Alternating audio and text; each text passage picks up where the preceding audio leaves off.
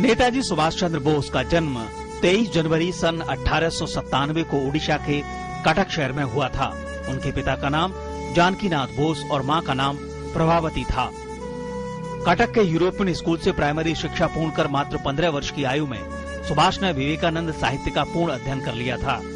सुभाष ने 1919 में बीए की परीक्षा प्रथम श्रेणी से उत्तीर्ण की और जल्द ही 1920 में आईसीएस की परीक्षा वरीयता सूची में चौथे स्थान के साथ उत्तीर्ण तो की, लेकिन आईसीएस से त्यागपत्र भी जल्द ही दे दिया।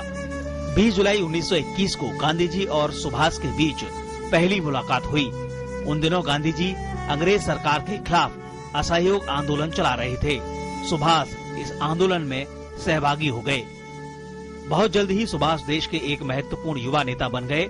कांग्रेस के अंदर रहते हुए सुभाष का कई बार टकराव हुआ, जिनमें पूर्ण स्वराज की मांग, भगत सिंह को न बचा पाने और द्वितीय विश्व युद्ध के दौरान स्वतंत्रता संग्राम अधिक तीव्र करने के मुद्दे खास रहे।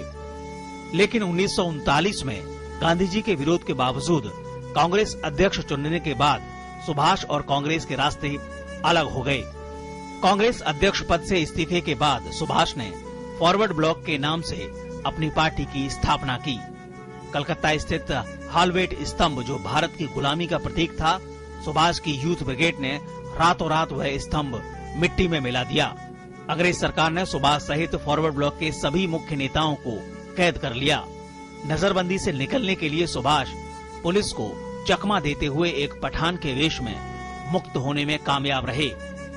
जर्मनी में उन्होंने भारतीय स्वतंत्रता संगठन और आजाद हिंद रेडियो की स्थापना की।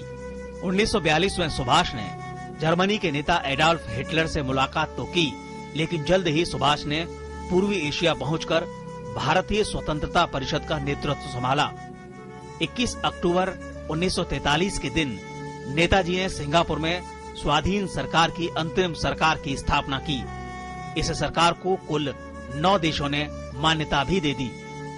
पूर्वी एशिया में नेताजी ने अनेक भाषण देकर वहां के स्थायी भारतीय लोगों से आजाद हिंद फौज में भर्ती होने और उसे आर्थिक मदद देने का आह्वान किया। उन्होंने अपने आह्वान में यह संदेश भी दिया, तुम मुझे खून दो, मैं तुम्हें आजादी दूंगा।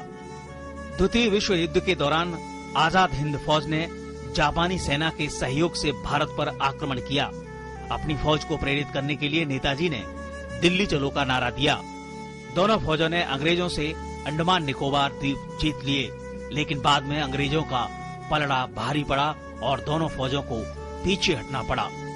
द्वितीय विश्व युद्ध में जापान की हार के बाद नेताजी को नया रास्ता ढूंढना जरूरी था। उन्होंने रूस से सहायता मांगने का निश्चय किया था।